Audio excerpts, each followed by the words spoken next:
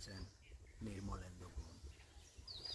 আমি বলছি না আমাকে ভালোবাসতেই হবে, আমি চাই কেউ একজন আমার জন্য অপেক্ষা করুক, শুধু ঘরের ভিতরের থেকে দরজা খুলে দেবার জন্য।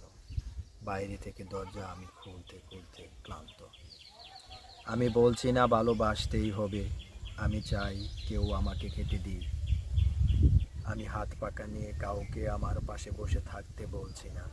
আমি জানি এই ইলেকট্রিকের যুগে নারীকে মুক্তি দিয়েছে স্বামী সেবার দায় থেকে। আমি চাই কেউ একজন জিজ্ঞেস করুক আমার জল লাগবে কিনা, নুন লাগবে কিনা, পাট শাক বাজার সঙ্গে আরও একটা তেলে ভাজা শুকনো মরিচ লাগবে কিনা।